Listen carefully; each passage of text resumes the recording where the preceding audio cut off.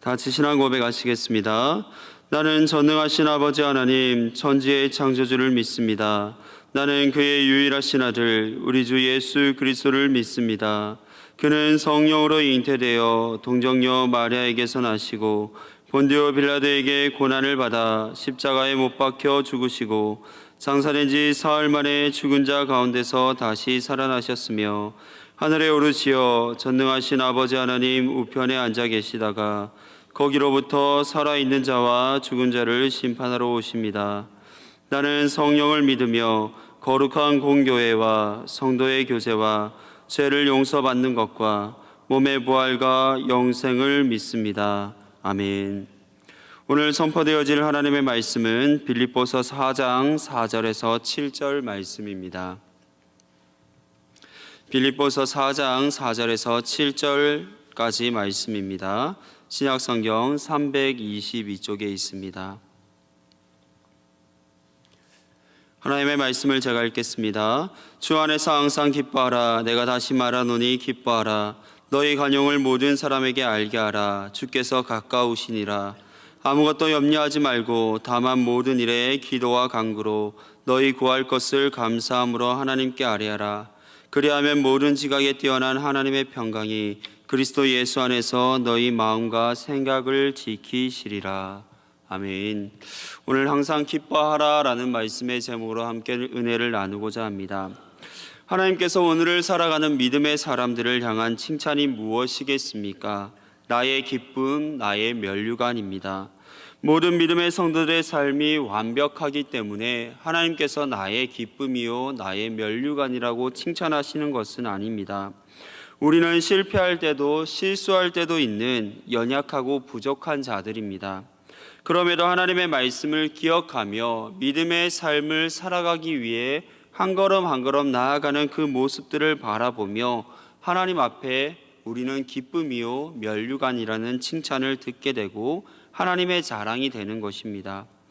하나님의 칭찬을 듣는 우리는 먼저 주 안에 서 있어야 합니다. 서다라는 단어는 지속하다, 버티다라는 의미를 가지고 있습니다. 주 안에서 서다라는 것은 믿음으로 살아가는 우리 모두가 끝까지 견디고 감당해야 될 자리에 머물러 서 있어야 함을 의미합니다. 우리가 서 있어야 될 자리는 예배의 자리, 기도의 자리인 줄 믿습니다. 맡겨진 사명을 위해 헌신하는 자리, 또 세상을 위해 섬기는 자리에 늘 머물러 있는 우리의 삶이 되기를 바랍니다. 다음으로는 우리는 같은 마음을 품어야 합니다. 교회는 성격도 생각도 자라온 환경도 다른 모든 사람들이 모여 있는 신앙 공동체입니다. 함께 생활을 하다 보면 내가 어디에 중점을 두고 있느냐에 따라 크고 작은 문제들이 일어나게 됩니다. 이 문제들을 해결하기 위해 필요한 것은 옳고 그름을 판단하는 것이 아닙니다. 문제를 해결하기 위해 필요한 것은 서로 이해하고 또 주 안에 함께 머물러 있을 필요가 있습니다. 교회 안에서 각자가 잘할 수 있는 역할이 있음을 인정하고 상대를 존중하는 것입니다. 우리가 하나로 모일 수 있는 것은 예수님 때문입니다. 그렇기에 예수님의 마음이 무엇인지를 우리는 늘 생각해야 됩니다. 예수님께서 이 땅 가운데 살아내신 그 삶의 모습이 무엇인지를 바라보고 또 그 삶의 발자취를 따라가다 보면 우리는 모두 한 마음을 품을 수 있습니다. 그때에 교회는 하나님이 기뻐하시는 아름다운 공동체로 세워지게 될 줄 믿습니다. 아름다운 교회 공동체를 만들기 위해 주 안에 서기 위한 노력, 또 한 마음을 품기 위한 개인의 신앙 훈련은 필수입니다. 그와 더불어 교회의 모든 구성원들이 어떤 문제들이 일어났을 때에 그 문제가 개인의 문제로만 여겨지는 것이 아니라 우리 공동체의 문제로 받아들여야 합니다. 우리는 멍에를 함께 메고 가는 가족입니다. 아픔과 슬픔, 괴로움, 기쁨, 즐거움 모든 것을 함께 나누며 주 안에서 나를 비워나가는 우리 모두가 되기를 기대합니다. 바울은 다시 우리에게 항상 기뻐할 것을 말씀하고 있습니다. 4절 말씀을 함께 보면 주 안에서 항상 기뻐하라. 내가 다시 말하노니 기뻐하라. 기뻐하라 내가 다시 말하노니 기뻐하라라고 말씀합니다. 바울은 빌립보서 4장에서 뿐만 아니라 빌립보서 전체에서 17번이나 기쁨이라는 단어를 사용합니다. 기뻐하라는 말씀이 2번 반복되어지고 있고 빌립보서에서 계속해서 기쁨이라는 단어를 사용하는 것을 볼 때 기뻐하는 것이 바울에게 있어 중요한 내용임을 알 수 있습니다. 대부분의 사람들이 무엇으로 기쁨을 얻습니까? 기쁨이라는 단어 자체가 자신이 원하는 욕구가 채워지게 되었을 때에 느껴지는 감정을 뜻합니다. 모든 사람들이 자신의 욕구대로 모든 것이 채워지는 삶을 꿈꿉니다. 그러나 원한다고 해서 또 자신이 바란다라고 해서 자신의 모든 욕구가 채워지는 것은 아닙니다. 결국 자신의 욕구가 해결되어지는 것으로 느껴지는 기쁨을 매일 경험할 수는 없다라는 것을 의미합니다. 그럼에도 바울은 항상 기뻐하라, 다시 말하노니 기뻐하라라고 우리에게 말씀하고 있습니다. 바울의 이 말에는 설득력이 없습니다. 바울이 현재 처해 있는 상황이 기뻐하라 말할 수 있는 형편이 아닙니다.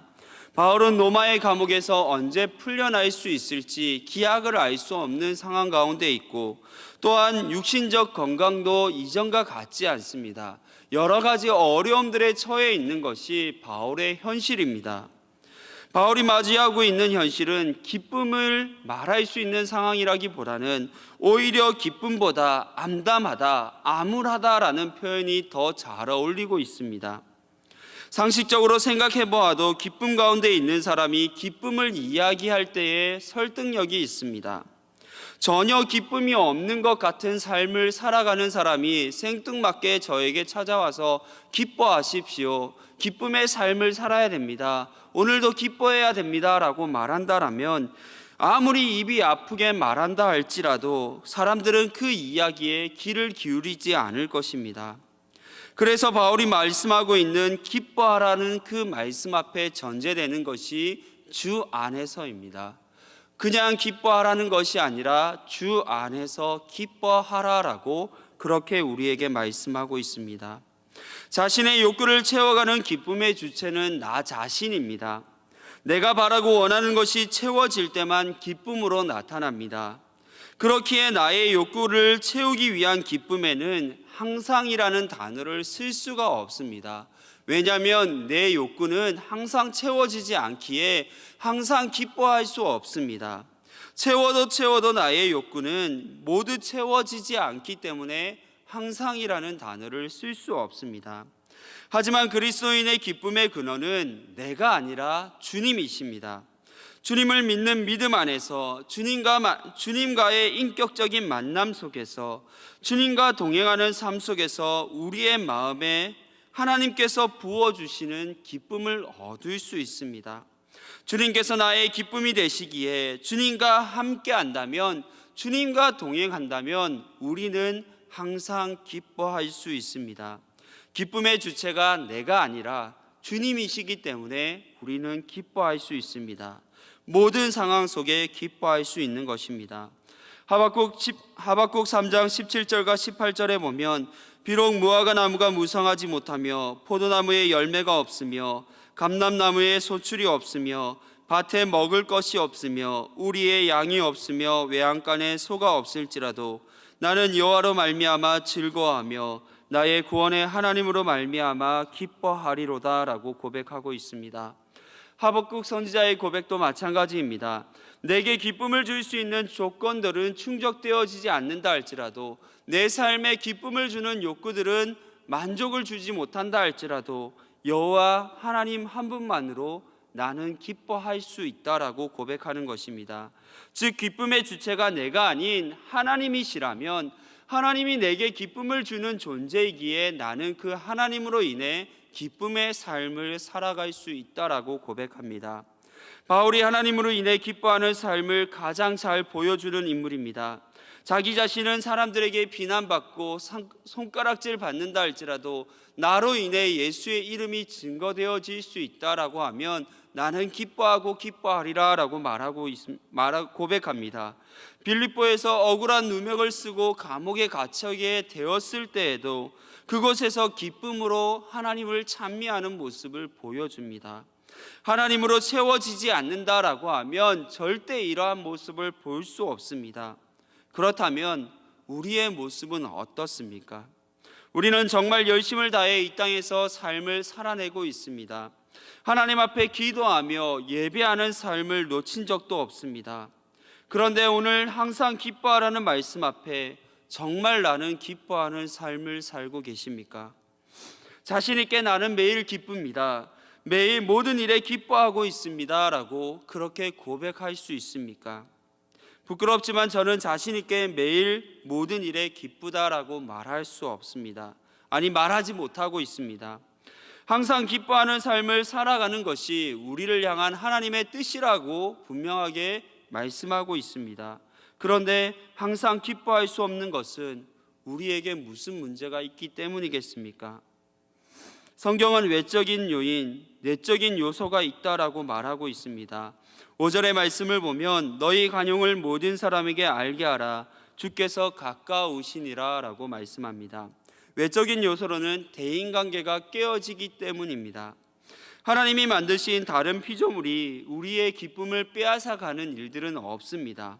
오직 이 땅에 더불어 살아가게 하신 사람들로 인해 우리는 기쁨을 잃을 때가 너무나 많습니다.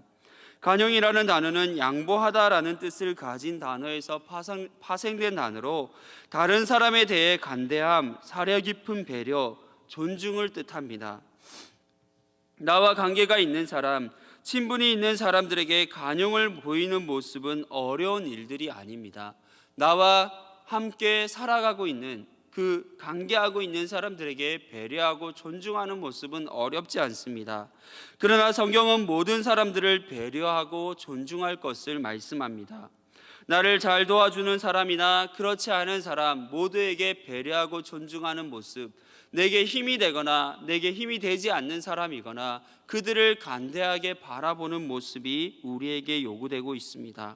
모든 사람에 대한 간용이 없다면 도움이 되는 사람들과 있는 동안에는 기쁨을 얻을 수 있지만 반대의 입장에 있는 사람들과는 전혀 기쁨을 얻지 못하게 되는 것입니다.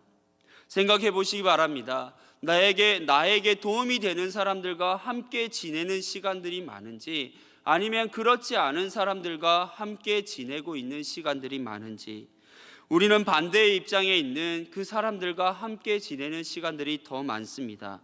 즉 기쁨 없이 지내는 시간들이 더 많다라는 것입니다. 관계가 깨어지면 깨어질수록 우리의 삶에 기쁨은 사라지게 되는 것입니다.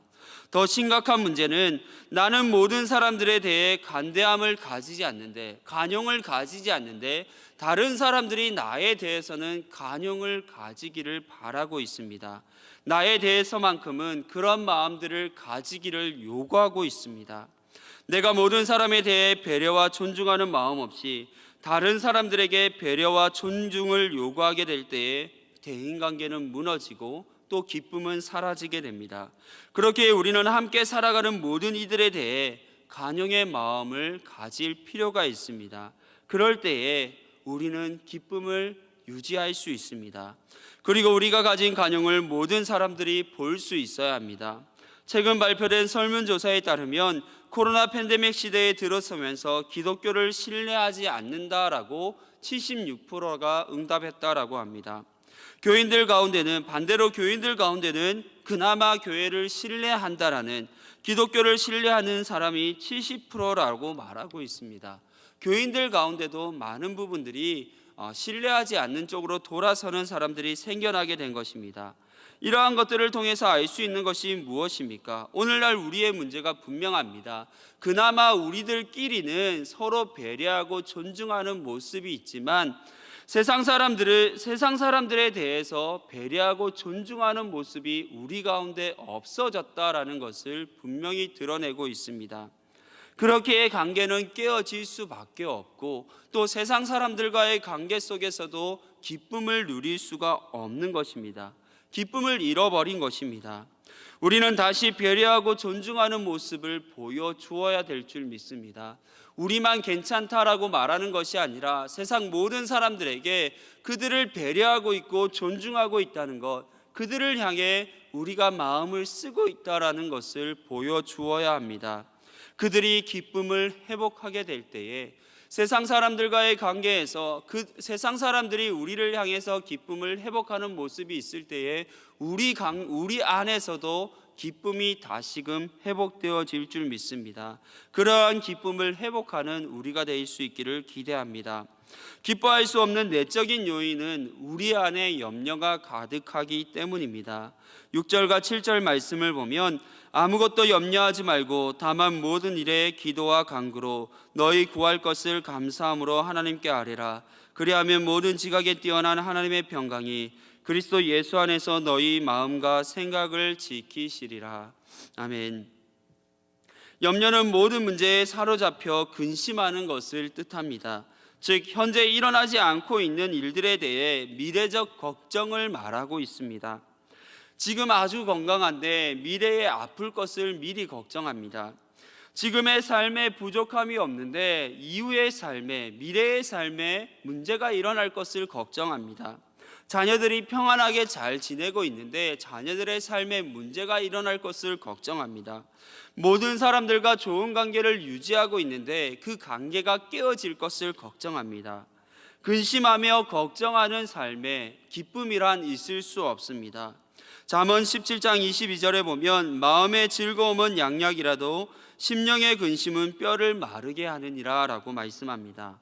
근심은 우리의 몸과 마음을 상하게 합니다. 우리의 몸과 마음이 상했다라는 것은 우리의 마음 속에서 기쁨을 찾아볼 수 없다라는 것을 의미합니다.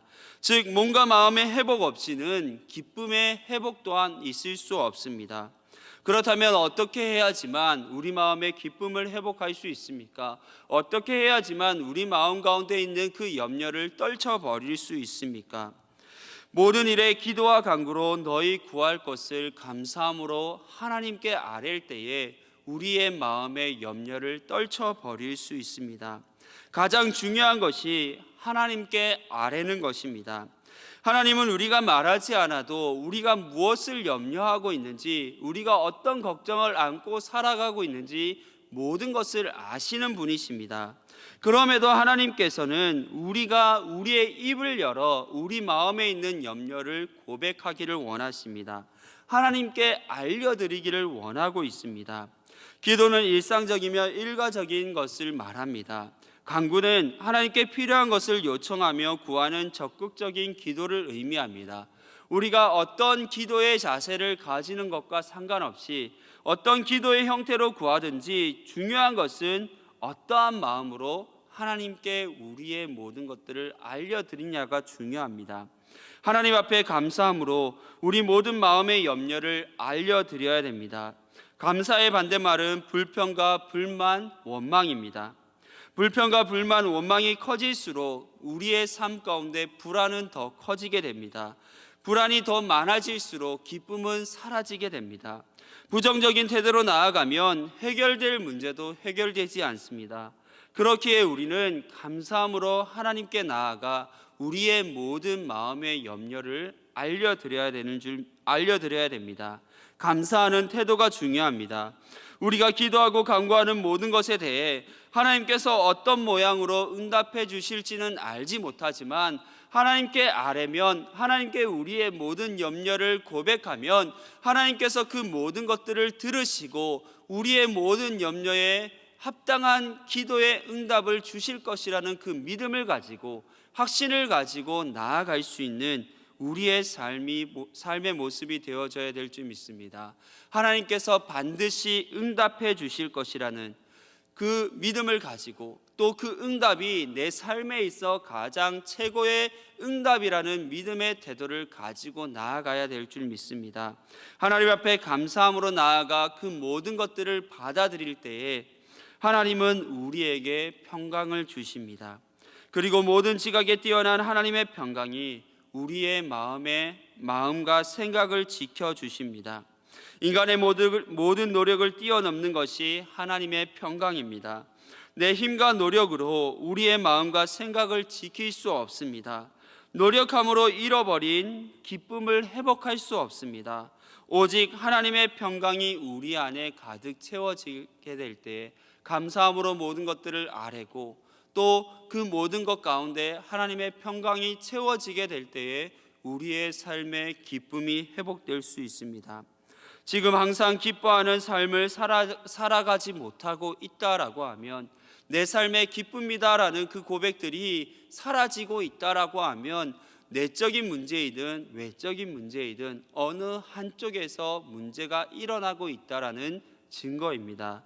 그렇기에 우리의 삶에 무엇이 문제인지 오늘 우리 자신을 돌아볼 수 있기를 바랍니다. 그리고 내가 사람들과의 관계에 있어 문제가 있다라고 하면 기도하는 가운데 그 사람들과의 관계를 회복해 나가는 하루를 보낼 수 있기를 바랍니다. 만약 하나님 앞에 내가 염려함으로 하나님께 아뢰지 못하고 있다라면 그 모든 염려를 내려놓고 하나님께 모든 것을 아뢰므로 하나님이 주시는 기쁨으로 충만한 삶을 살아갈 수 있는 우리 모두가 될 수 있기를 간절히 소망합니다.